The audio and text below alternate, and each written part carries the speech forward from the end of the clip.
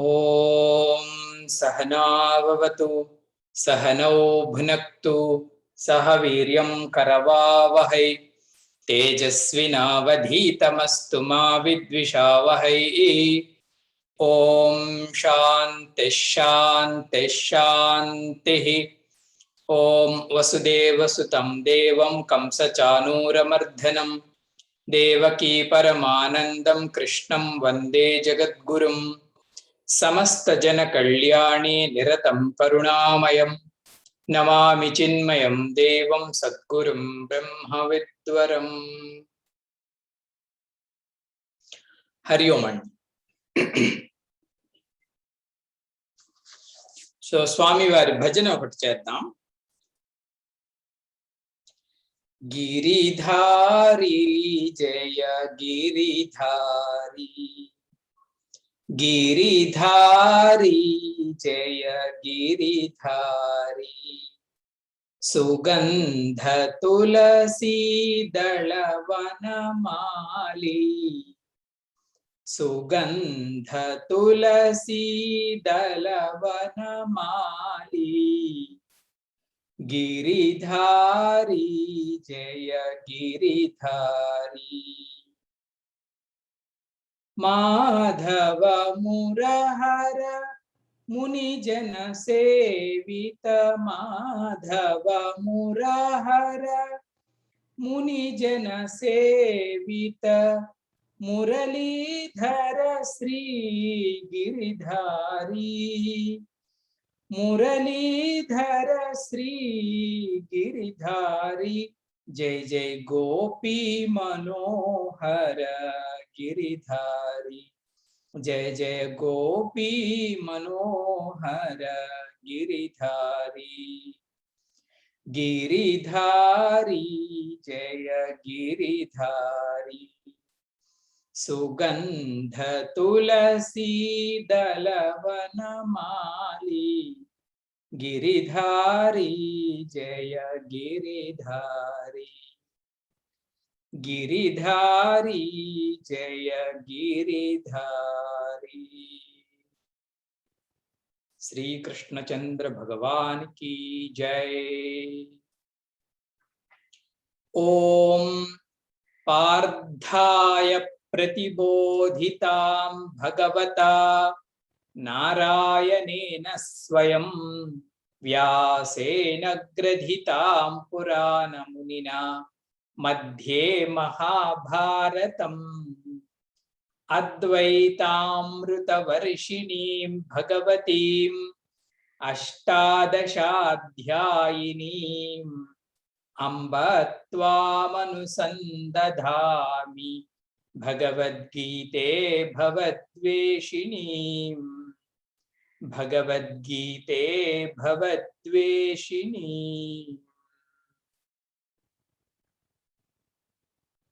హరి ఓం. 13వ అధ్యాయం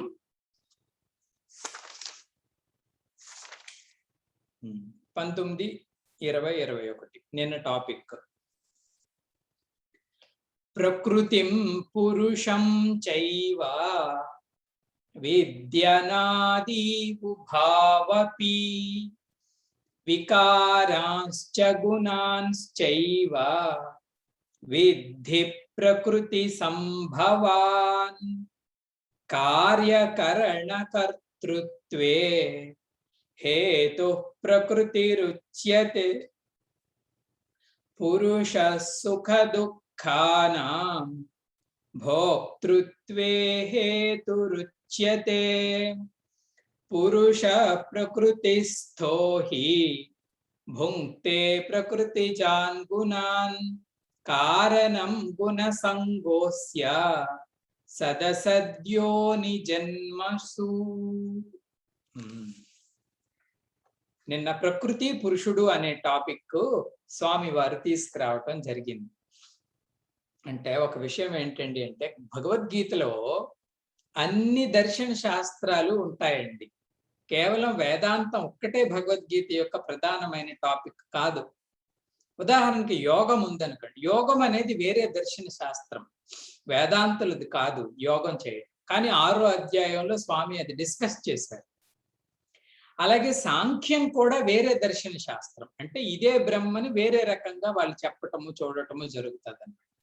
సో ఆ సాంఖ్యంలో ముఖ్యమైన 2 అంశాలు ప్రకృతి ఒకటి, పురుషుడు ఒకటి. ప్రకృతి అంటే ఏంటండి అంటే సత్వరజస్ గుణాలు తమో గుణాలతో కూడిన 24 తత్వాలని ప్రకృతి అంటారు అని వాళ్ళ తత్వాలన్నింటినీ చెప్పారు. పైన సమిష్టిలోనూ 24 తత్వాలు ఉంటాయి, వ్యష్టిలోనూ 24 తత్వాలు ఉంటాయి. అది ప్రకృతి. ఈ ప్రకృతిని అనుభవించేవాడు ఒకరు ఉంటారు, ఆయన పురుషుడు. పురుషుడు అంటే జీవుడు. నేను అనే ఈ పరిచ్ఛిన్న భావం, స్వల్ప భావంతో ఉన్న పురుషుడే జీవుడు. ఇంతవరకు బాగుంది. ఆ తర్వాత ఏమైంది? 21వ శ్లోకంలో స్వామి చెప్పినట్టుగా ఇంతవరకు ప్రాబ్లం లేదు. ఆమె స్వరూపంలో ఉంది, ఈయన స్వరూపంలో ఉన్నారు. కానీ ఇటువంటి అసంగ రూపాన్ని కలిగిన పురుషుడు, నిజానికి పురుషుడు ఎప్పుడూ కూడా ప్రకృతిని కలవలేడు. మోహంలో ఉంటే కలుస్తాడు తప్పించి, లేకపోతే ఈయన వేరు ఆమె వేరు. జీవుడు వేరు, జీవుడు కన్నా భిన్నంగానే మనోబుద్ధులు ఎప్పుడూ భిన్నంగానే ఉంటాయి. ఇటువంటి పురుషుడు మొదట చేసిన పని ఏంటండి అంటే పురుషః ప్రకృతిస్థః, తను ప్రకృతి పైన అధిరోహించి కూర్చున్నాడు. ప్రకృతి పైన అధిరోహించి కూర్చోవటం అండి అంటే ప్రకృతిని తనలో చేర్చుకోవటానికి సిద్ధమయ్యాడు. తరువాత పతనం ఏమైంది స్వామి? అలా ప్రకృతిని చూడటమే కాకుండా భుంక్తేహే ప్రకృతి జాన్ గుణాన్, ఆ ప్రకృతి ద్వారా ఉత్పత్తి అయ్యే గుణాలను భుంక్తే అంటే అనుభవించటం మొదలుపెట్టాడు. ఇదే ఉపనిషత్తుల్లో చెప్పినట్టు ఆ పిట్ట పళ్ళని చూడడం వేరు, పండును తింటుండడం వేరు. సో తినే స్థాయికి పడిపోయాడు తను. భుంక్తేహే ప్రకృతి జాన్ గుణ. ఇది 2వ పతనం. 3వ పతనం ఏంటి స్వామిజీ? వాటిని అనుభవించడమే కాకుండా గుణసంగస్య, ఆ గుణాల పైన అటాచ్మెంట్ కూడా పెట్టుకున్నాడు, రాగబుద్ధి పెట్టుకున్నాడు. ఈ గుణాలతో అటాచ్మెంట్ పెట్టుకోవటం వలన సంసరణ అనేది ప్రారంభమైంది. ట్రాన్స్మైగ్రేషన్, సద్ అసద్ యోనిషు జన్మసు, సద్యోనులలోను అసద్యోనులలోను అనేక జన్మలను ఈ పురుషుడు పొందుతూ ఈ సంసార చక్రంలో ఇరుక్కున్నాడు. ఇంతవరకు నిన్న జరిగిన టాపిక్ ఇది. మనందరి చరిత్రే.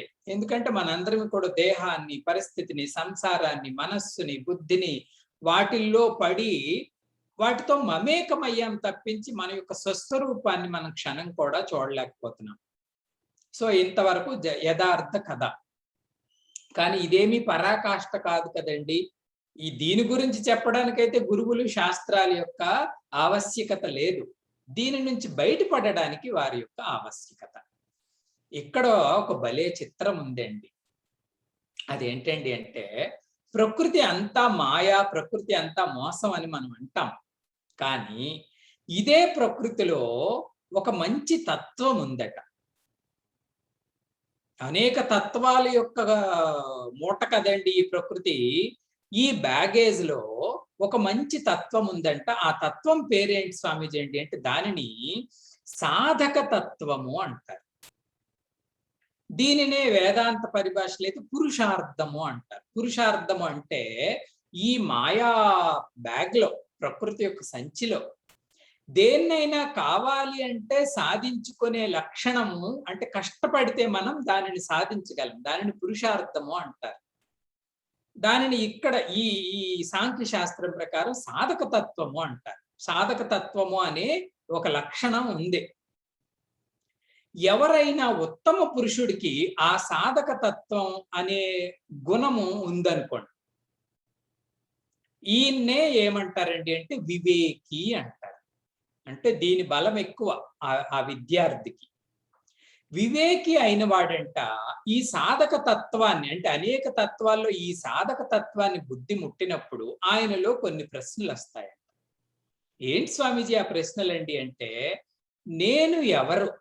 ప్రతి సాధకుడికి ప్రారంభమైన ప్రశ్న. మిగతా ప్రపంచమంతా అందరూ ప్రశ్నిస్తారు. నీరంటే ఏంటి, చెట్టు అంటే ఏంటి, పుట్ట అంటే ఏంటి, ఆ ప్రశ్నలు వేరు. కానీ ఈ సాధక తత్వం వివేకాన్ని కలిగిన వాడు ఎప్పుడు నేను నేను అంటున్నాను కదా, ఈ నేనంటే ఎవరు అని విచారణ చేయటం ప్రారంభిస్తాడు. ప్రారంభిస్తే అంటే వింటున్న కొలది, చదువుతున్న కొలది ఆయనకు తెలుస్తుంది ఏంటండి అంటే, నేను అనేది వేరు, నా పైన ఆధారపడే వస్తువులు వేరు. వీటినే ఆత్మ వేరు, అనాత్మ వేరు అని ఆయన మొదట ఎంక్వైరీలోనే తెలుసుకుంటాడు. అప్పుడు జిజ్ఞాస పుడుతుంది ఈ శుద్ధ వస్తువుని తెలుసుకోవటానికి ఎలాగ. కాబట్టి ఈ సంసారం అనే మైగ్రేషన్ నుంచి ట్రాన్స్మైగ్రేషన్ నుంచి బయటపడటానికి ఈ సాధక తత్వము పురుషార్థ చింతన అంటారు. ఈ పురుషార్థ చింతనని కలిగిన వాడినే జిజ్ఞాసువు, సాధకుడు, విద్యార్థి పేర్లన్నీ పెడతాం.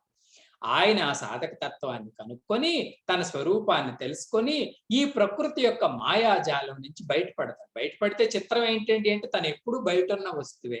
కేవలం ఇక్కడ మోహం ఉన్నన్నాళ్ళు ఆమె ఆ మాయను కల్పించింది. రెండింటిని కలిపేసినట్టుగా, యాజ్ దో రెండింటిని కలిపేసినట్టుగా ఉండటం వలన ఆ భ్రమలో ఎన్నాళ్ళు ఉన్నాను, ఆ భ్రమ పోయింది, నేను ఎప్పుడూ కూడా ఆనంద స్వరూపాన్ని అని ఆయన తెలుసుకుంటాడు. ఈ రకంగా సంసార చక్రం నుంచి ఆయన బయటపడతాడు కదండి. ఈ రోజు భగవంతుడు ఈ సాధకుడు యొక్క జర్నీ ఎలా ఉంటుందో చెప్తాడు. నిన్న ఎలా ఇరుక్కున్నామో చెప్పారు, సంసారంలో ఎలా ఇరుక్కున్నామో చెప్పారు. ఈ రోజు సాధకుడు జర్నీ ఎలా ప్రారంభమవుతుందో భగవంతుడు భగవద్గీతలో చెప్తూ, అయితే ఈ జర్నీ మొదట సాధకుడి నుంచి ప్రారంభించుడు. ఆయన దేనిని చేరుకున్నాడు, ఆ తర్వాత ఎలా చేరుకున్నాడో చెప్తారన్నమాట. అంటే వస్తున్న 22వ శ్లోకంలో స్వామి చెప్పాలనుకుంటున్నది ఏంటండి అంటే, జీవన్ముక్తుడి యొక్క పరిస్థితి ఎలా ఉంటుంది అంటే, సంసారీ లక్షణాలు పోయాయి, సంసార బంధాలను విడిచిపెట్టేశాడు. విడిచిపెట్టేసిన వ్యక్తి ఏ రకంగా ఉంటాడు, ఆయన ఏ రకమైన పరిస్థితిలో ఉంటాడో స్వామి 22లో చెప్తాడు. ఆ పర్సన్ గురించి చెప్తాడన్నమాట. ఆ పర్సన్ గురించి మొదట ప్రారంభించి జనరల్ గా మనం ఏమనుకుంటామండి, సంసారంలో చిక్కుకున్నాడు, సాధకుడు సాధనలు చేశాడు, సాధనలు చేసి ముక్తిని పొందాడు, ముక్తి పొందిన వ్యక్తి యొక్క లక్షణాలు ఇలా ఉంటాయని చెప్పడం ఆర్డర్. కానీ గీతలో అట్నుంచి ఇటు వస్తాడు స్వామి, ముక్తి పొందిన వ్యక్తి ఎలా ఉంటాడు, ఇలా ఉండటానికి కారణం ఇవి చేశాడు అని అలా మార్చి చెప్తారనమాట 22 నుంచి 25 వరకు.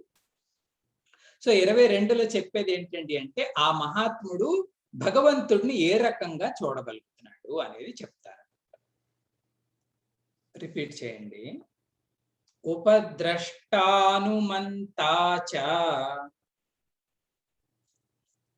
భర్తా భోక్తా మహేశ్వరః పరమాత్మేతి చాప్యుక్తః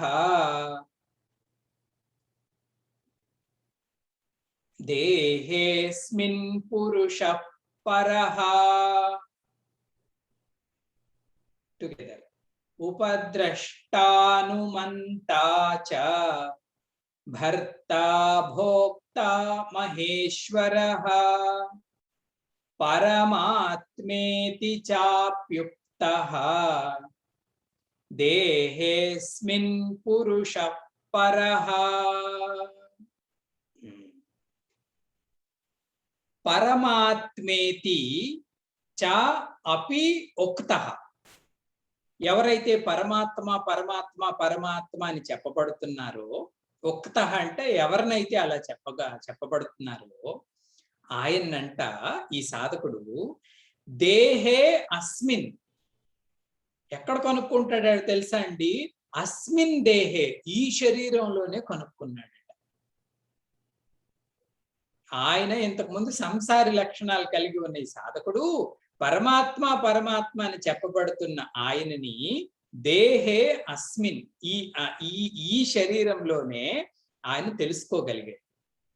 ఏ రకంగా తెలుసుకున్నాడంట, ఈ శరీరంలో పరమాత్మ ఏ రకంగా ఉన్నాడని తెలుసుకున్నాడట అంటే 5 పేర్లు చెప్పాడు శ్రీకృష్ణ పరమాత్మ. ఏ రకంగా ఉన్నాడంటండి అంటే, ఉపద్రష్ట.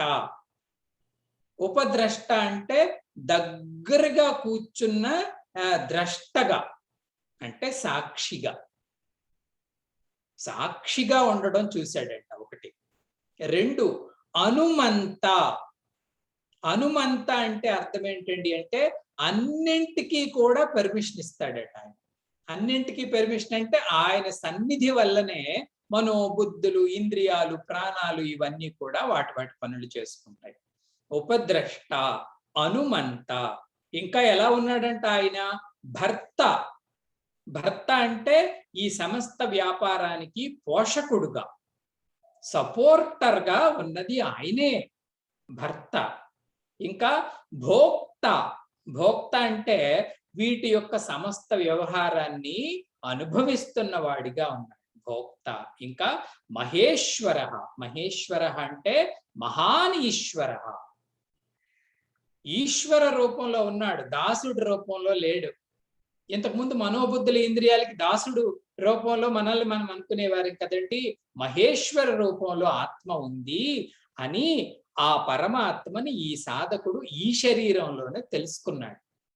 ఇంకా ఆయన సంసారి కాదు అని భగవంతుడు జీవన్ముక్తుడు ఏ స్థితిని పొందుతాడు, జీవన్ముక్తుడు ఏ రకంగా ఆత్మని చూస్తున్నాడో చెప్పడం జరిగింది.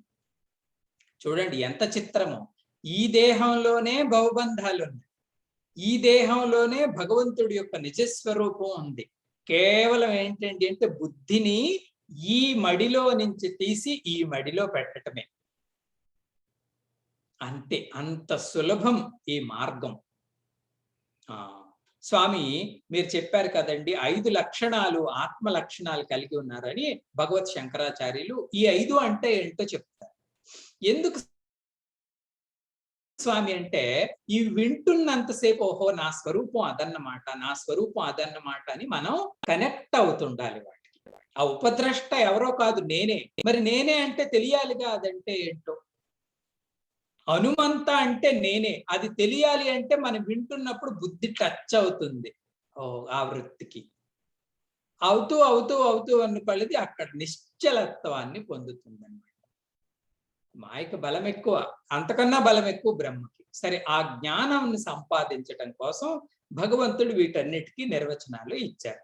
ఉపద్రష్ట అంటే ట్రాన్స్లేషన్ కానీ మనం చేస్తే అర్థం ఏంటండి అంటే ఉప అంటే నియర్, ద్రష్ట అంటే సీయర్. అత్యంత సన్నిహితంగా కూర్చొని చూస్తున్నవాడు. ఏమండి, ఆత్మకుండే లక్షణాలలో కర్తృత్వం ఉండదు. జనరల్ గా మనస్సు అంటే చేస్తున్నాను అంటారు, బుద్ధి చేస్తున్నాను అంటది, ఇంద్రియాలు చేస్తున్నాను, శరీరం వీటన్నిటిలో కర్తృత్వం ఉంటది. I'm doing, I'm doing, I'm doing. కానీ ఆత్మలో ఆ డూయింగ్నెస్ ఉండదు, కర్తృత్వం ఉండదు. మరి ఏం చేస్తుంది స్వామి ఆత్మ అంటే? ఆత్మ కేవలం ద్రష్ట, చూస్తూ ఉంటది అంతే. ఇది మనకు వ్యవహారంలో తెలిసిందే, చూడటం వేరు, చేయటం వేరు. అది కూడా ఎలా ఉంటాడంట? వీటన్నిటికీ కూడా అత్యంత సాన్నిహిత్యంగా, ఇంకొక మాటలో చెప్పాలండి అంటే ఆయన చూస్తున్నంతసేపే ఇవి పని చేయగలం. అత్యంత సాన్నిహిత్యంగా ఉండి వీటన్నిటిని చూస్తాడంట. ఆయన ఎగ్జాంపుల్ ఎలా ఇస్తారండి అంటే భగవత్పాదులు, ఒక యజ్ఞయాగాది కర్మ జరుగుతుంది అనుకోండి. అందులో ఋత్విక్కులు ఉంటారు, యజమానులు ఉంటారు, సేవకులు ఉంటారు. వీళ్ళందరూ పనులు చేస్తుంటారు. కానీ ఈ ఆత్మదేవుడంట ఏ పని చేయకుండా యజ్ఞ కర్మనంతటిని ఒక వ్యక్తి కుర్చీ వేసుకొని కూర్చొని చూస్తున్నాడు అనుకోండి. ఆ రకంగా ఈ సమస్త మన యజ్ఞ కర్మలలో ఋత్విక్కులు, యజమానులు, సేవకులు వీళ్ళందరూ పనిచేస్తున్నా ఆయన కేవలం సాక్షి వలె ఈ సమస్త వ్యవహారాన్ని చూస్తారు. అది ఎవరో కాదు, నువ్వే. కార్యకారణ ద్రష్ట. కార్యకారణాలంటే శరీరము, లోపట శరీరము, బాహ్య శరీరము, సూక్ష్మ శరీరము రెండు ఏమేం చేస్తున్నాయో వీటన్నింటికి ద్రష్ట, చూస్తూ ఉంటాడని ఒక అర్థం. రెండోది ఉపద్రష్ట అంటే అర్థమేంటి స్వామీజీ అండి అంటే పెద్దవాళ్ళు చెప్తారు, కన్నుని మనస్సు చూస్తుంది, మనస్సుని బుద్ధి చూస్తుంది, బుద్ధిని అహంకారం చూస్తుంది. ఆ అహంకారాన్ని కూడా చూసే ఫైనల్ ద్రష్ట ఎవరైతే ఉన్నారో ఆయన సుప్రీం సాక్షి, సుప్రీం ఇల్యూమినేటర్ ఆయన ఆత్మ ఉపద్రష్ట అని ఈ రకంగా తెలుసుకోండి ఒక అర్థం. రెండోది అనుమంత అన్నారు భగవంతుడు శ్రీకృష్ణుడు. ఇది ఆత్మ లక్షణం అనండి, జీవన్ముక్తుడి లక్షణం అనండి, వాళ్ళిద్దరూ ఒకటే. అనుమంతము అంటే ఏంటండి అంటే అన్నింటికి కూడా ఆమోదం తెలపటం. He permits everything. ఆత్మ దేనికి నో చెప్పదండి. ఎందుకు నో చెప్పదండి అంటే ఆయనలో రాగద్వేషాలు ఉండవు. ద్వేషం వచ్చినా ప్రకాశింపు చేస్తుందా, ఇది ద్వేషం అంట, అది తప్పించి తనేమీ అంటుకోదు. రాగం వచ్చినా ఇది రాగము అని ప్రకాశింపు చేస్తుంది. మనోబుద్ధులు మాట్లాడుతాయి, రాగం మంచిది, ద్వేషం చెడ్డది ఇత్యాదులు. కానీ అన్నింటికీ పెర్మిషన్ ఇస్తుంది ఆత్మ. హనుమంత అంటే హీ పెర్మిట్స్ ఎవ్రీథింగ్, అన్నింటికీ కూడా పెర్మిషన్ ఇస్తాడు. భగవత్పాదులు ఇంకొక అర్థం చెప్తారు ఏంటండి, హనుమంత అంటే మనకన్నా ముందు పరిగెట్టేవాడు అని కూడా ఒక అర్థం తెలియొచ్చట. పెద్దవాళ్ళు ఏమంటారండి, జనరల్ గా మనస్సు కూడా క్యాచ్ చేయక ముందు ఆత్మ పరిశీలనలోనికే వస్తుంది వస్తువు.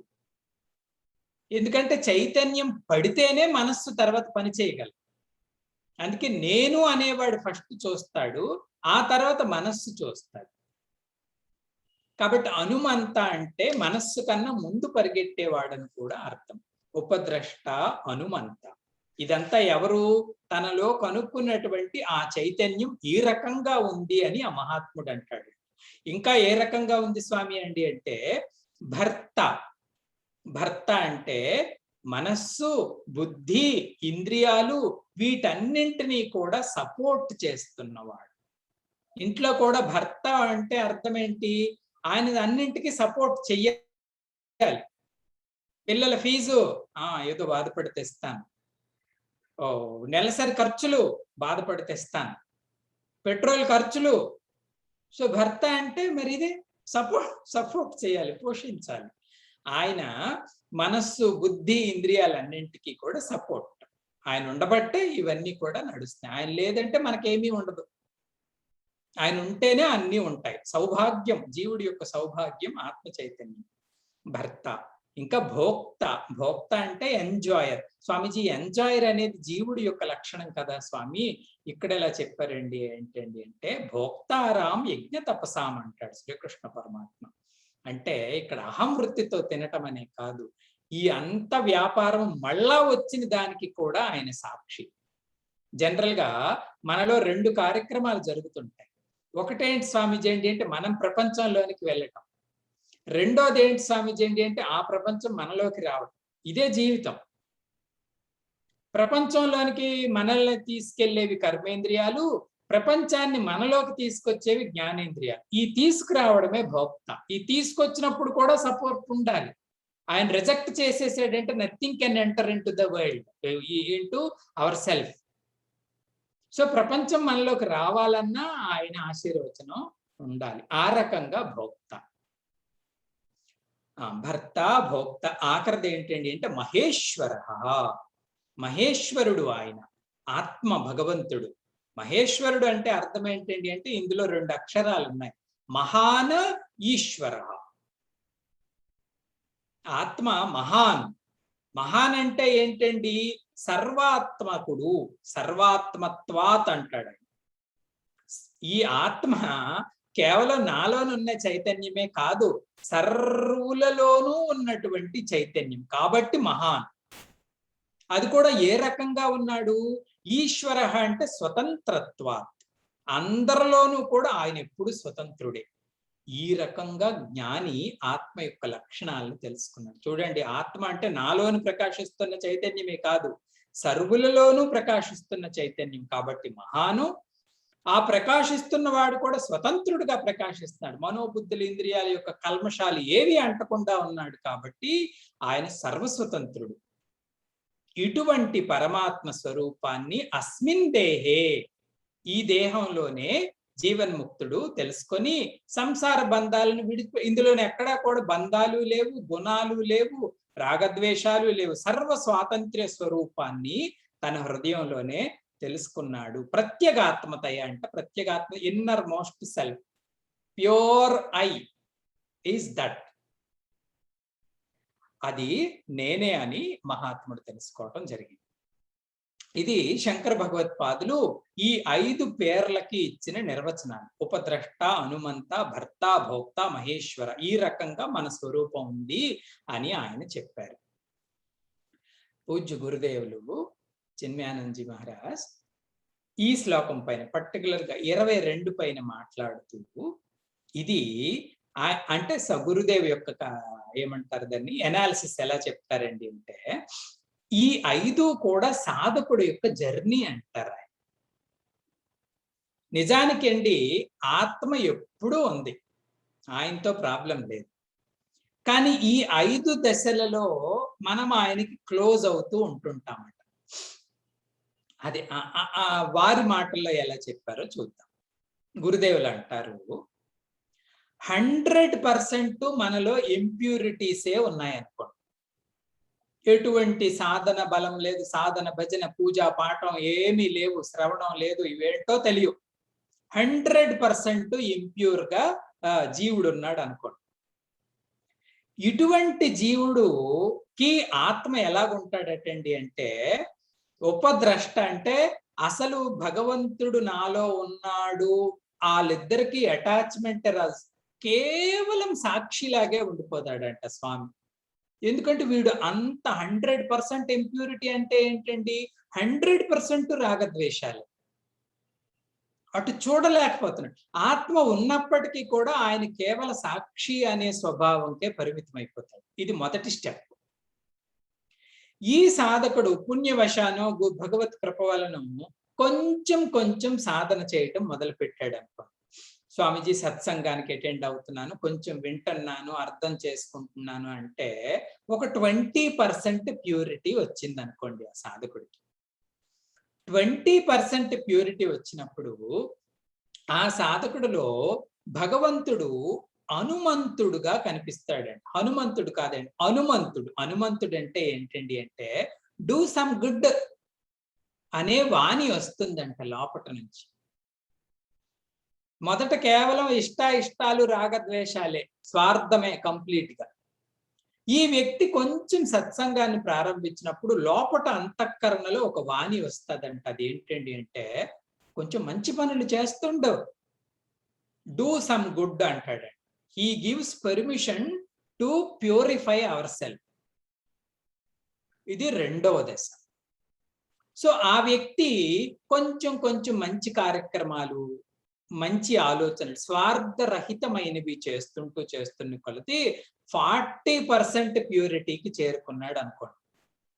40% ప్యూరిటీకి చేరితే ఆయన లైఫ్ లో భగవంతుడి యొక్క స్పృహ ఎలా ఏర్పడుతుందండి అంటే, భర్త అంటే అక్కడ ఎలా ఉంటదటండి అంటే, మనం ఒక స్టెప్ వేస్తే అంటే, గురుదేవులు అంటారు, వారు నడిచారు కాబట్టి వారికి తెలుసు. ఆ స్థితిలో సాధకుడు ఒక అడుగు వేస్తే భగవంతుడు 2 అడుగులు వేస్తాడంట మన వైపు. 2 అడుగులు వేయటం కాకుండా ఆయనకు అనిపిస్తుందంట, అంటే సాధకుడు యొక్క పరిణితులు అనిపిస్తుందండి అంట, అసలు వీటన్నింటినీ పోషిస్తున్నది ఆ ఆత్మ చైతన్యమే. ఆయన దయ లేకపోతే అసలు ఇదంతా జరుగుతుందా? నాకు భర్త భగవంతుడు అని యాక్సెప్ట్ చేస్తామంట. ఆయన జగన్నాథుడే కాదు, నానాథుడు కూడా. ఇది గొప్ప డెవలప్మెంట్ అండి ఆధ్యాత్మిక సాధనలో. దేవుడిని దూరంగా ఉంచటం అందరమీ చేస్తాం. దేవుడిని దూరంగా ఉంచటం కాదు, దేవుడితో రిలేషన్ రావాలి. మన్నాథ శ్రీ జగన్నాథ మనం ప్రేయర్ చేస్తాం. ఆయనకు జగద్గురువే, కానీ నా గురువు అవ్వాలి. మద్గురు శ్రీ నా గురువు అయితేనే నాకు లాభం, లేకపోతే ఆయన జగద్గురువే, ఆయన శోభకు తక్కువే. అలాగే జగన్నాథుడిని తన నాథుడుగా ఒప్పుకుంటాడు, అది భర్త. ఎంత గొప్ప డెవలప్మెంట్. ఒక 40% ప్యూరిటీ వస్తే ఇటువంటి సత్వగుణం వస్తుంది అంట.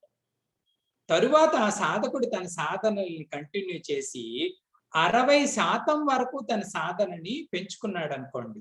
అప్పుడు భోక్త అంటే సర్వము ఈశ్వరార్పణ చేస్తాడంట. నిజానికి ఈశ్వరార్పణ చేసే సాధకులు చాలా తక్కువ మంది ఉంటారండి. వాళ్ళు ఎప్పుడు ఫ్రీగా ఉంటారు. ఈశ్వరార్పణ బుద్ధి అంత ఈజీ కాదు. మాటతో అనడం కాదు, హృదయం అనాలి. సర్వం కృష్ణార్పణమస్తు.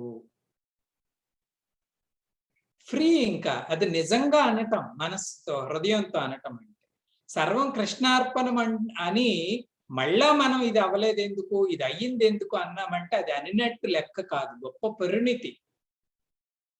ఈ రకంగా 100% కానీ ప్యూరిటీ వస్తే ఆ వ్యక్తి అంటాడంట ఆ పరమాత్మే నేను అని. సో ఎక్కడ దేవుడిని సాక్షిగా ఉంచినప్పటి నుంచి నేనే దేవుడు అన్న ఈ 5 లక్షణాలు ఇక్కడ చెప్పబడ్డాయి అని గురుదేవులు కామెంటరీలో చెప్తారు. ఇది మన ప్రయాణం. ఈ ప్రయాణంలో మెల్లగా మెల్లగా కొంచెం కొంచెం వాసనలను తగ్గించుకుంటూ ప్రాపంచికమైనవి దైవీ వాసనలు ప్యూరిటీ సంపాదించటం అంటే దైవీ వాసనలు పెంచుకోవటం. ఇంప్యూరిటీ తగ్గటం అంటే ప్రాపంచిక వాసనలని కేవలం ప్రాపంచిక వాసనలు తగ్గించుకోవటం వల్ల ప్రయోజనం ఉండదండి. దైవ వాసన కూడా పెరగాలి. గిన్నె కడిగేస్తే వంట కాదు, అందులో పాలు పోసి చక్కెర పోసి బియ్యం పోస్తేనే పరమాన్నం వస్తుంది. కాబట్టి ఈ రకంగా సాధకుడి యొక్క జర్నీ ఉంటుందని ఈ శ్లోకానికి కొంచెం ఎక్స్టెన్షన్ గా ఆయన చెప్తారండి. ఇది మన జర్నీ అని. బాగుంది స్వామిజీ. సో అటువంటి మహాత్ముడు భగవంతుడిని ఈ రకంగా తనలో తాను దర్శించుకున్నాడు. ఇలా దర్శించుకుంటే ఆయన ఏ లాభాన్ని పొందాడు? సరే, భగవంతుడిని తనలో తెలుసుకున్నాడు. తెలుసుకుంటే ఏ లాభాన్ని పొందాడు? ఏ లాభాన్ని పొందాడో 23లో చెప్తాడు స్వామి. ఈ రకంగా తెలుసుకుంటే ఆయన ఎటువంటి లాభాన్ని పొందాడు? ఏవం వేత్తి పురుషం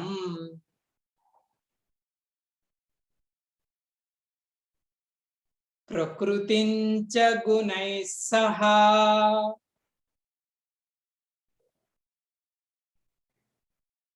సర్వదా వర్తమానోపి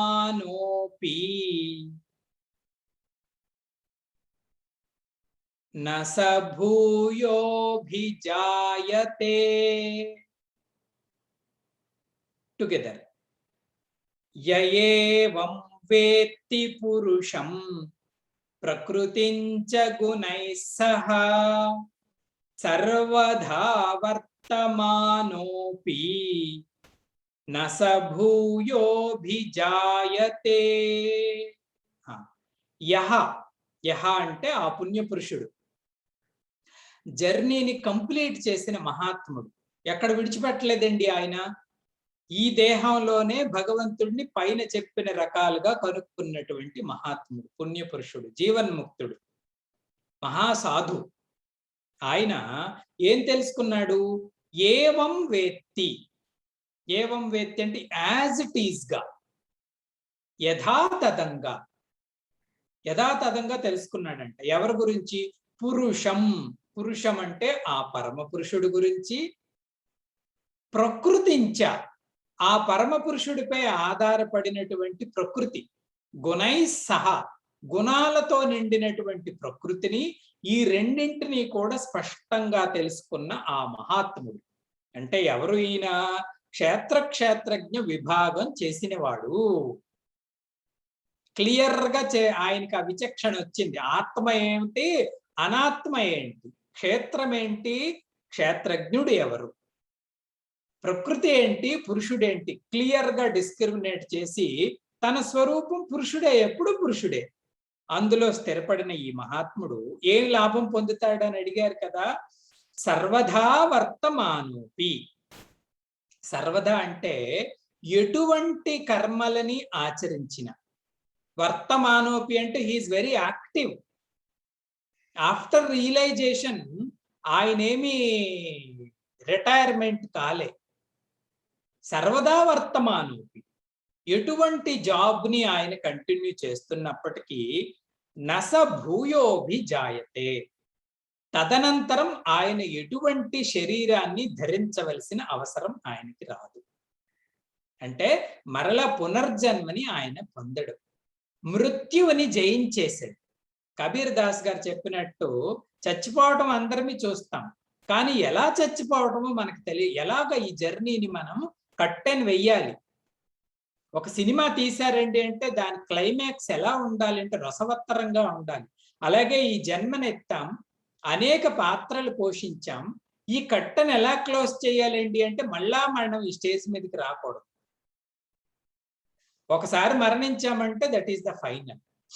ఈ రకంగా మరణించడం నేర్చుకోవాలని ఆ మహాత్ముడు మరలా జన్మనెత్తవలసిన అవసరం ఉండదు అర్జున. ఇది ఒక లాభం. రెండోది, సర్వదా వర్తమానోపి, ఎటువంటి కర్మలని ఎటువంటి కార్యక్రమాలని చేసినా ఎటువంటి కల్మషము ఆయన్ని అంటదు. ఎందుకంటే ఆయనకు విచక్షణ జ్ఞానం సంపాదించాడు. గుణాలు పని చేసుకుంటున్నాయి.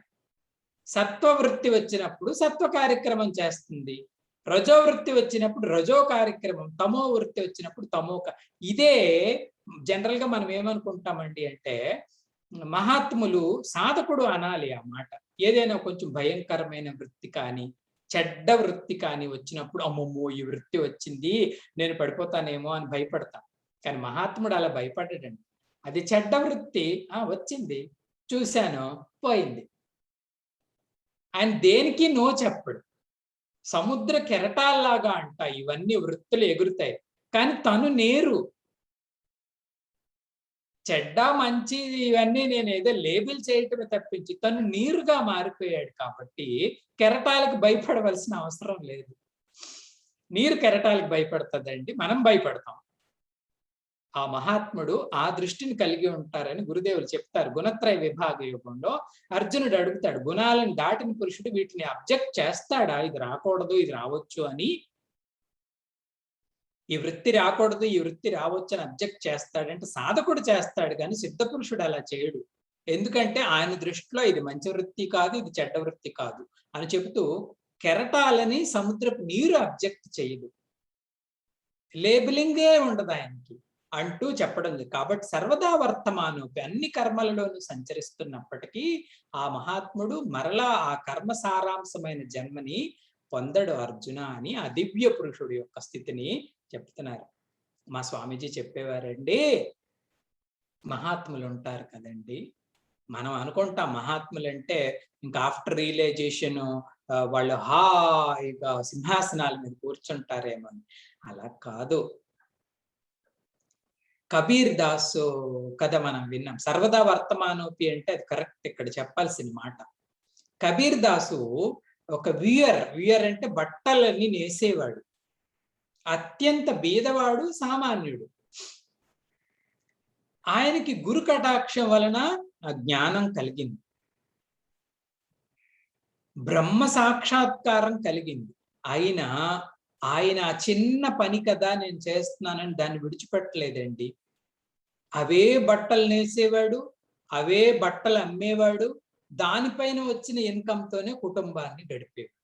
మామూలు మనకన్నా తక్కువ, కానీ ఆయన బ్రహ్మజ్ఞాని, జీవన్ముక్తుడు. దేవేంద్రుడు వచ్చి నమస్కరించాలి ఆయన పాదాలకి. ఏక వస్తువుని చేరిన పుణ్యపురుషుడు సర్వదా ఇటువంటి మహాత్ములు ఎంతో మంది ఉన్నారు. వారి ప్రొఫెషన్ కానీ జాబ్ని కానీ వారు విడిచిపెట్టలే. ఘోరాకుంభ అని మహారాష్ట్రలో ఒక మహాత్ముడు ఉంటాడు. ఆయన ఏంటంటే పాట్ మేకర్, కొండలు చేసుకునే కుమ్మరి. కానీ ఆయన ఇక్కడ పరిస్థితి ఏంటండి అంటే బ్రహ్మజ్ఞాని. రోజు కొండలు చేసుకునేవాడు, సంతకు పట్టుకెళ్ళేవాడు, అందరిలాగే. ఈ కొండ 10 రూపాయలండి, ఈ కొండ 5 రూపాయలండి, చెల్లివి వచ్చిన డబ్బు మిగిలిన కొండలు తెచ్చుకోవటం, తల్లి పిల్ల అన్నము గంజి ఇంతే. సంత్ రైదాస్ అని ఒక మహాత్ముడు ఉంటారు. ఈవెన్ తులసీదాస్కి ఏమైనా డౌట్ వస్తే ఈయనకు ఉత్తరం రాసేవారట, స్వామి నాకు ఇందులో డౌట్ వచ్చింది మీరు కొంచెం క్లియర్. తులసీదాస్ గారు అప్పుడు India famous, very very popular. Akbar ఇత్యాదులు సంస్థానానికి రమ్మనటం, తులసీదాస్ గారు ప్రసంగం గంగా తీరంలో పెడితే లక్షల మంది కూర్చుని రామాయణం వినటం ఇటువంటివి జరిగేవి. అటువంటి తులసీదాస్ గారు సంత్ రైదాస్ గారికి ఏవైనా చర్చల్లో కానీ వేదాంత చింతనలో కానీ డౌట్ ఉంటే ఈయనకి ఉత్తరం రాసి సమాధానం తెచ్చుకొని అది క్లియర్. ఈ సంత్ రైదాస్ ఏం చేసేవారు అంటే రోడ్డు పక్కన కూర్చొని చెప్పులు కుట్టుకునేవాడు, కోపులర్. ఆయన ప్రొఫెషన్ విడిచిపెట్టలే. ఎంత సామాన్యమైన వృత్తి చూడండి. ఆయన ఇలా అనుకుంటే ఏమైనా జరుగుతుంది. కాబట్టి అటువంటి పుణ్యపురుషుల్ని శ్రీకృష్ణ పరమాత్మ కీర్తిస్తున్నాడంట. దీనికి అర్థం అది అని పెద్దవాళ్ళు చెప్పారు. కాబట్టి మహాత్ములంటే మహాత్ములేనండి వాళ్ళు. ఎవరి వల్ల కాదు వర్ణించటం. వివేకానంద గురించి స్వామి నిఖిలానంద గారి పుస్తకం రాస్తున్నారంట. ఆయన ఉన్నప్పుడే, వివేకానంద గారు ఉన్నప్పుడే వివేకానంద అడిగారంటే ఏం రాస్తున్నావు అంటే మీ లైఫ్ హిస్టరీ రాస్తున్నానంటే వివేకానంద అన్నారంట. వివేకానంద లైఫ్ హిస్టరీ రాయాలంటే వివేకానంద రాయాలి తప్పించి నీకెలా తెలుస్తుంది నేనేంటో. అల్టాగా ఇటువంటి మహాత్ములు దివ్య పురుషులు వారు అరే. కాబట్టి భగవంతుడు కన్నా గొప్ప, వర్ణనాతీతం. అందుకే సాధోహో దర్శనం పుణ్యం స్పర్శనం పాపనాశం. పొరపాటునైనా మన కంటిలో వాళ్ళు పడితే మనకేదో అవుతుంది. ఇటువంటి కథలు చరిత్రలు ఎన్నెన్నో జరిగాయి. సాధు సేవ అన్నది అత్యంత శ్రేష్టమైన మహాపుణ్య ఫలం. దొరికిన వాళ్ళకి దొరికింది అంతే, ఇంకా అంతకన్నా ఎక్కువ మాటలు మనం ఆడలేం. సో అర్జున ఇటువంటి మా దివ్య స్థితిలో వాళ్ళు ఉంటారు. బాగుంది స్వామి. ఇప్పుడు స్వామీజీ నా డౌట్ ఏంటి అబ్బాయి చెప్పు అంటే, ఈ స్థితికి వాళ్ళు ఏ సాధనలు చేసి వెళ్ళారు? నేను చెప్పినట్టు వెనక నుంచి ముందుకు వస్తాడు కృష్ణుడు ఈ అధ్యాయం. ఏ సాధనలు చేసి వారు వెళ్ళారు? సాధనలు చెప్పు స్వామి అంటే చెప్తాను అని 24లో సాధనల గురించి చెప్తున్నాడు స్వామి. ఏ సాధనలంట? ధ్యానేనాత్మని పశ్యంతి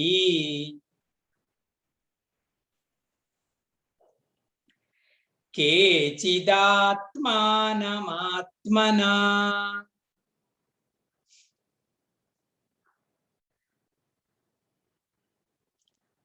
అన్యే సాంఖ్యేన యోగేన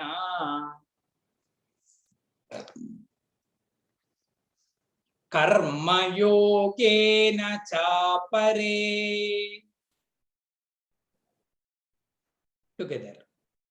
ధ్యానేనాత్మని పశ్యంతి కేచిదాత్మానమాత్మనా అన్యే సాంఖ్యేన యోగేన కర్మయోగేన చాపరే.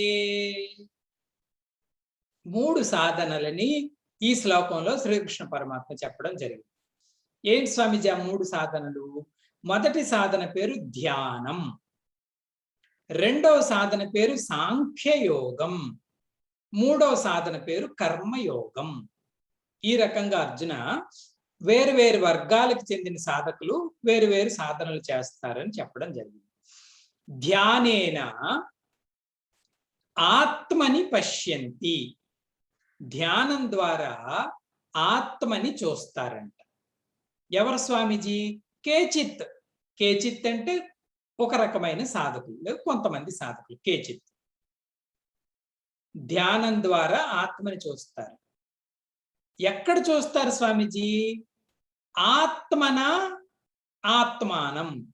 ఆత్మన అంటే తన ద్వారా తనలోనే ఆత్మని చూస్తారు. ఇది ధ్యానం యొక్క మెయిన్ కిటుకు. మిగతా 2 సాంఖ్యయోగము కర్మయోగము అనేసరికి కొంచెం ప్రపంచంని ముట్టుకోవచ్చు మనం, అంతే కదండి.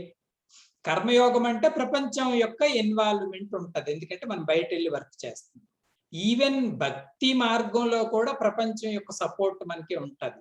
భగవంతుడి యొక్క మూర్తి పెడతాము, అలంకరణ చేస్తాము, దీపదూప నైవేద్యాలతో ఉపాసన, మంత్రము ఇవన్నీ ఉంటాయి. కానీ ఈ ధ్యాన యోగం ఉందే అర్జున, ఇదేదో మన ప్రజాస్వామ్యానికి ఇచ్చిన నిర్వచనం లాగా ఉంటుంది. ప్రజాస్వామ్యానికి రాజ్యాంగంలో నిర్వచనం ఇస్తాడు, ప్రజల ద్వారా ప్రజల చేత ప్రజలే ఎన్నుకోబడిన ప్రభుత్వం అని కదా.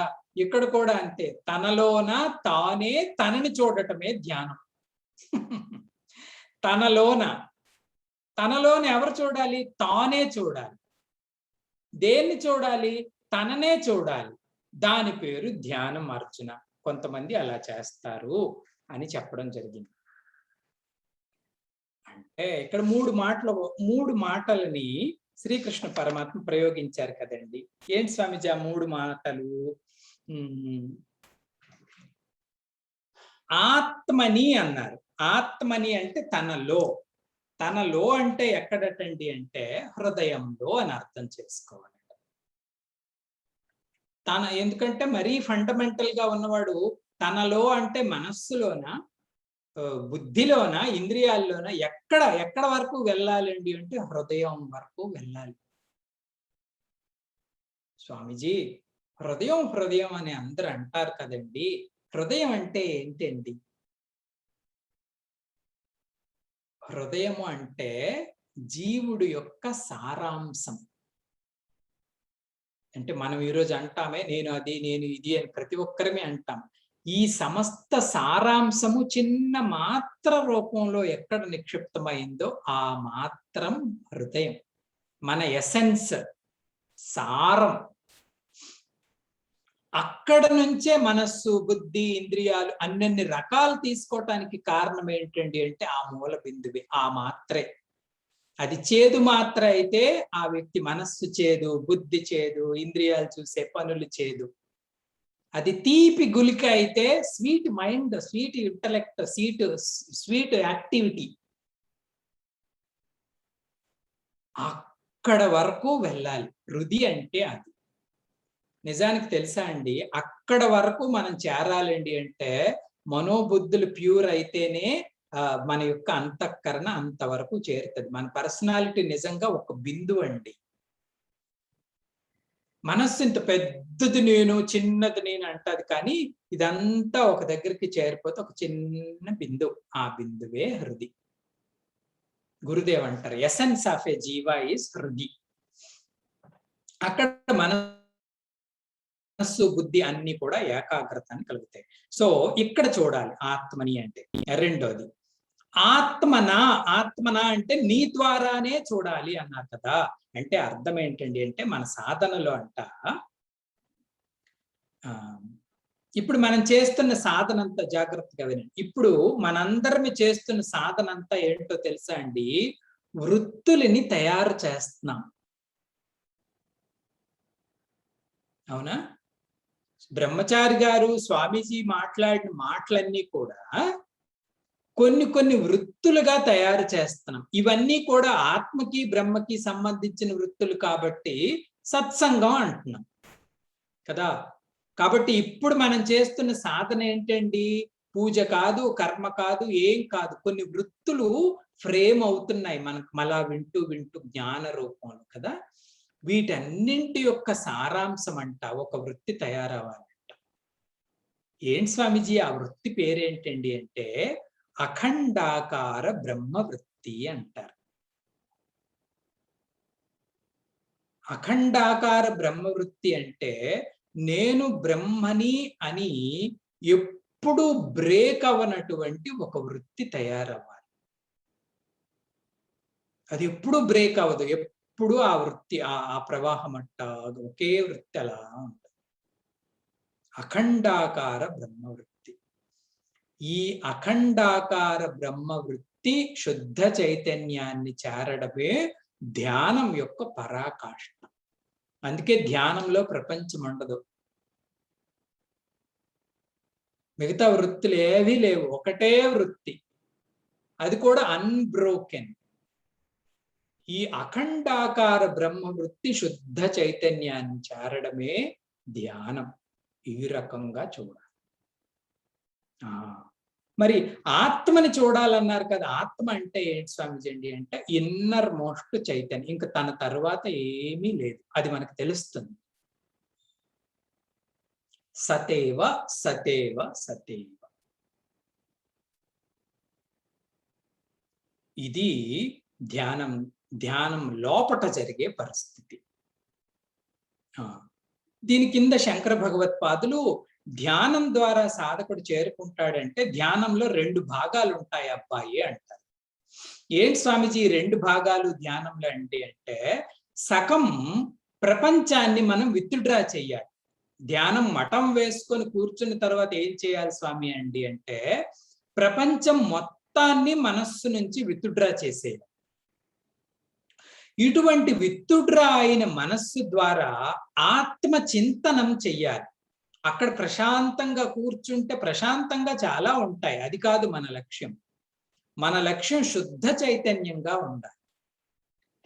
అటువంటి ప్రపంచాన్ని విడిచిపెట్టడం, withdrawal of the world is the half part of the meditation and turn the attention of the mind towards the self. ఏదైతే ఆత్మ యొక్క స్వరూపం గురించి చెప్తున్నారో ఆ స్వరూపాన్ని భావించాలి.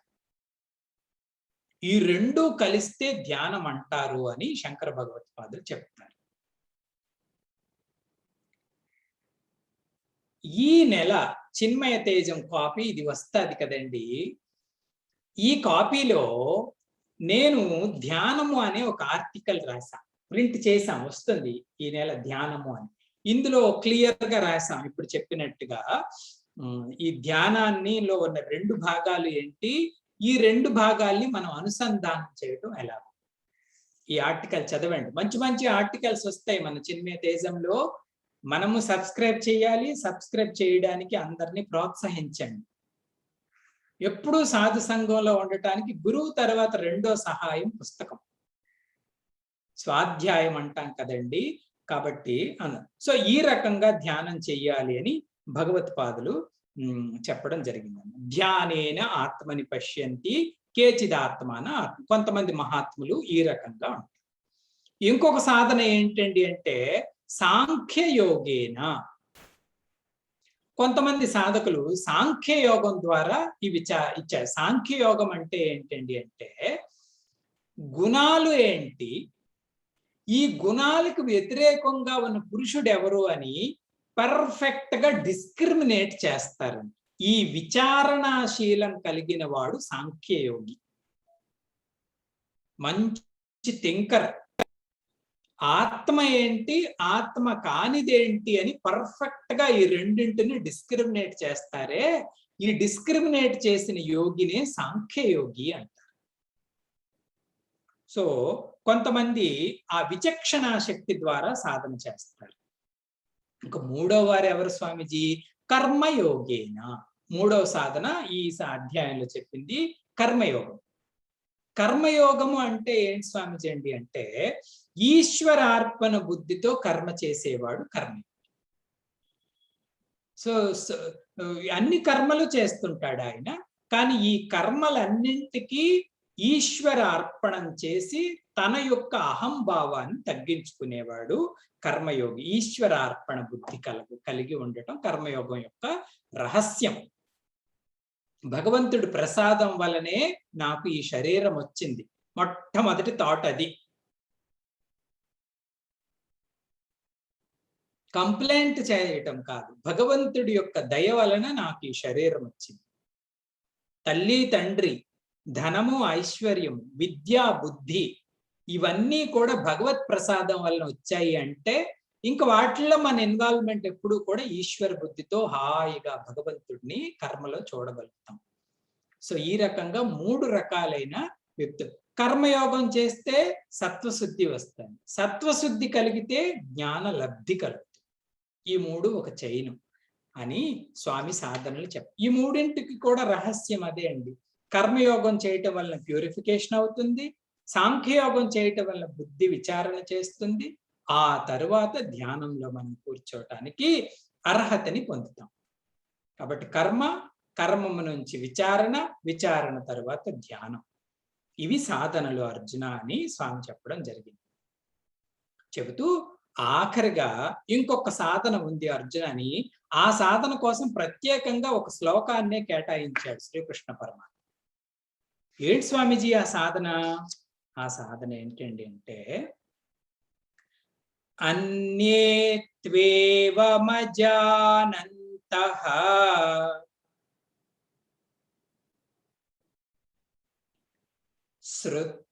శ్రుత్వాన్యేభ్య ఉపాసతే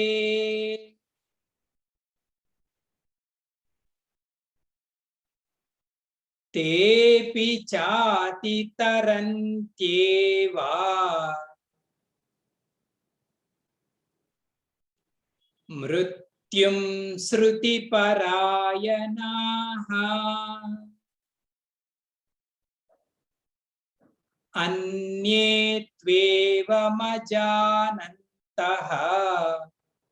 శ్రుత్వాన్యేభ్య ఉపాసతే తేపి చాతితరంత్యేవ మృత్యుం శృతిపరాయణాః. అర్జున, అన్యేహే, అన్యేహే అంటే ఇతరులు, ఇంకొంతమంది, వారు తేహి అవజానంతః, ఇందాక చెప్పినటువంటి ధ్యానం కానీ కర్మ కానీ సాంఖ్యం కానీ వారికి తెలీదు. వాళ్ళకి ఇటువంటి బలమైన సాధనలు చేయటం తెలీదు. మరి ఏ సాధన చేస్తారు స్వామి అంటే, వాళ్ళు శ్రుత్వాన్ ఏభ్య ఉపాసతే, ఒకే ఒక్క ఉపాసన చేస్తారండి. అదేంటండి అంటే శ్రవణం, లిజనింగ్ ఫ్రమ్ ద టీచర్. అత్యంత శ్రద్ధ, గురువు పైన అత్యంత శ్రద్ధ కలిగిన ఈ శ్రవణ సాధకులు అర్జున, తే అపి అతితరంతే మృత్యుం, వాళ్ళు కూడా ఈ మృత్యు రూపమైన సంసారాన్ని ఈజీగా దాటేస్తారు, దాటి ఆ బ్రహ్మతత్వాన్ని చెందుతారు. వీరెవరండి అంటే శృతిపరాయణాః. వారి యొక్క పరమ సాధనా మార్గం ఏంటండి అంటే శ్రవణం, శ్రవణం, శ్రవణం. మిగతావేవి చేయలేరు వాళ్ళు. కర్మయోగాన్ని మేము చేయలేకపోతున్నాము, భక్తి యోగాన్ని చేయలేకపోతున్నాము, ధ్యాన యోగాదులు మేము చేయలేకపోతున్నాము. కానీ వారి యొక్క మహాపుణ్యం ఏంటండి అంటే అత్యంత బలమైన శ్రద్ధ గురువు పైన. ఆ శ్రద్ధతో వారు వింటుంటానే బ్రహ్మలో లీనమైపోతారు. శ్రవణంలో ప్రధానమైన బలం ఏంటి స్వామిజీ అండి అంటే శ్రద్ధ. ఇది మనకు తెలిసిందే. క్లాసులో పడుకుండిపోతున్నామండి అంటే శ్రద్ధ బలహీన పడింది. క్లాస్ సరిగా వినలేకపోతున్నామండి అంటే శ్రద్ధ బలహీనమే. క్లాసులో వింటున్నది అర్థం చేసుకుంటూ మనస్సు అందులో లీనమైపోతుంది అండి అంటే అంత మంచి శ్రద్ధని మనం కలిగి ఉన్నాం. ఇది మంచి సాధకుడి యొక్క లక్షణం. అందుకే అంటారు, ఈ సాధకుడికి ధ్యాన జప తపాలు ఇవేవి అవసరం లేదు. శ్రవణ కాల మాత్రేన, విన్నంత మాత్రానే ఆయన మనస్సు బ్రహ్మని స్పర్శిస్తారు. ఇది అందరికీ జరుగుతుందిలేండి, సాధకులందరికీ జరుగుతుంది. కానీ భగవంతుడు ప్రత్యేకంగా ఈ సాధనని గ్లోరిఫై చేశారు. మా స్వామీజీ 2 రోజులు మాట్లాడారు ఈ శ్లోకం పైన. ఎందుకో తెలుసా అండి, ఈ శ్రద్ధాబలం గురువు పైన ఉంటే మళ్ళా మనం వేరు వేరే ఏవి ప్రయత్నాలు చేయవలసిన అవసరం లేదు. ఆ పూర్ణ పవిత్రమైన గురుపాదాలు ఆయన ఏం మాట్లాడుతున్నారో అందులో లీనమైపోతున్నాడు. ఇంకా ప్రత్యేకంగా మఠం వేసుకొని కూర్చోవలసిన అవసరం లేదు కదా. కాబట్టి ఈ మహాత్ములు శ్రద్ధాపరాయణులు, శృతిపరాయణులు అని శ్రీకృష్ణ పరమాత్మ చెప్పడం జరిగింది. ఇది అత్యంత పుణ్య పురుషులకి ఉండే శుభలక్షణం.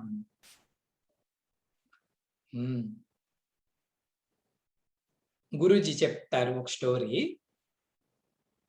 ఒక పామరుడంట, ఒక పల్లెటూరి వ్యక్తి ఒక పండితుడి దగ్గరికి వెళ్ళారు. మహాత్మా, పండిత, విద్వాన్, నాకేదైనా భగవన్ నామాన్ని మీరు ఉపదేశం చేస్తే నేను దానిని జపం చేసుకుని భగవత్ సాక్షాత్కారం చేసుకుంటాను అని అడిగాడంట ఈ సాధకుడు. ఆ పండితుడు ఒక మంత్రం ఇచ్చాడంట. అదేంటండి అంటే అఘమోచన అనే మంత్రాన్ని ఈ కుర్రవాడికి ఇచ్చాడు. అఘమోచనుడు ఎవరండి? నారాయణుడు. అఘమోచనుడు అంటే సర్వ పాపాలని సంహరించువాడు అని. ఈ వ్యక్తి విన్నప్పుడు మిస్ అయిపోయి, ఎందుకంటే మొదటే పామరుడు కదండి, ఘమోచన అనే మాట విన్నాడు. కానీ ఆయన చెప్పారు ఈ మంత్రం చెప్పుకుంటే భగవత్ సాక్షాత్కారం అవుతుందని. సో ఈయన ఎవ్రీడే ఆయన ఇంటికి పోయి గంటలు గంటలు అలాగా మంత్రం జపం చేస్తూ, మంత్రాన్ని ధ్యానం చేస్తూ, మంత్ర ఉపాసన చేస్తూ చేస్తూ చేస్తూ చేస్తూ పరమ పావనుడు అయిపోయాడంట. అయితే వైకుంఠం, గురుజీ చెప్పిన కథ. వైకుంఠంలో నారాయణుడు, ఆయనకి తెలుసు కదండి సర్వము. ఒకరోజు నవ్వుకుంటున్నాడంట నారాయణ. నవ్వుకుంటూ ఉంటే లక్ష్మీదేవి అడిగిందంటే, ఏంటి స్వామీజీ నవ్వుతున్నారు, ఏంటి ప్రభు నవ్వుతున్నారు, ఏంటి విషయం అంటే, లక్ష్మి నేనేమైనా అపచారం చేశానా స్వామి అంటే, నువ్వేం చేయలేదు కానీ భీష్ముడు నాకు 1000 నామాలతో 1000 నామాలను ప్రసాదించాడు, విష్ణు సహస్రనామం. చూడు చూడు చూడు చూడు, అక్కడ పామరుడిని చూసావా, ఒక బైతు పల్లెటూరులో కనిపిస్తున్నాడు, వీడు 1000 ఒక్కో నామం ఇచ్చి 1001 నామాన్ని వీడు పెట్టాడు నాకు అంటే, లక్ష్మి చూసిందండి. చూస్తే అదేంటి స్వామీజీ అలా ఉన్నాడు వాడు మంత్ర సాధనతో జప సాధనతో నీ వరకు చేరాడా అంటే, లక్ష్మి అందంట, అది కూడా ఏం మంత్రం అనుకున్నావు, ఘమోచన ఘమోచన ఘమోచన అంటున్నాడు, నాకు అసలు ఆ పేరే లేదు అని స్వామి నవ్వుకున్నాడు. అయిపోయిన తర్వాత ఆ కథ ఆ రోజుతో అయిపోయాయి. కానీ అమ్మగారులు కొంచెం ఇంట్రెస్ట్ ఎక్కువ ఉంటది కదండి. లక్ష్మీదేవి అనుకుందంటే, ఒకసారి చూద్దాం వీడి పట్టుదల ఏంటో అని ఆమె మారు రూపంలో, వాడేదో ఒక రోజు మరుసటి రోజు మార్కెట్కి వెళ్తూ ఉంటే దారిలో కనబడిందంటే లక్ష్మీదేవి మారు రూపంలో కనబడి, అరే అరే అబ్బాయి ఇటు రారా అంటే వెళ్ళాడు. ఏంటమ్మా అంటే, అదేమిట్రా నువ్వు ఘమోచన ఘమోచన ఘమోచన అని మంత్ర సాధన చేస్తున్నావు, అదేం దేవుడురా, అటువంటి దేవుడే లేడు కదా అంది అంటే లక్ష్మి. ఎందుకంటే దేవుడి పేరు కాదు కదండి, అటువంటి దేవుడే లేడు కదా, అదేం పేరు, దేవుడు లేకపోవడం ఏంటమ్మా, మీ ఆయన పేరే అది అన్నాడంట వాడు. అంటే లక్ష్మి అనుకో, నీకెలా తెలిసిందిరా అంటే, ఏమో మనకు సర్వజ్ఞత్వం వచ్చింది ఈ మంత్ర సాధన చేస్తూ ఉంటే, ఇది శ్రద్ధ యొక్క బలం ఇలా ఉంటది అని గురూజీ కథ చెప్పారు. ఎన్ని కథలు చూసామండి మనం. పరీక్షిత్తు జీవిత చరిత్రలో కూడా శృతిపరాయణుడే పరీక్షిత్తుకి శాపాన్ని ముని ఇచ్చిన తర్వాత 7 రోజుల్లో నువ్వు చచ్చిపోతావు అన్నప్పుడు పరీక్షిత్తు హరిద్వారం ఋషికేశ్కి వెళ్ళిపోతాడు. ఈయన పుణ్య ఫలాన్న సుఖ మహర్షి వచ్చాడు. సుఖ మహర్షి ఎక్కడా కూడా 3 క్షణాలు 7 క్షణాలు తప్పించి ఉండడు.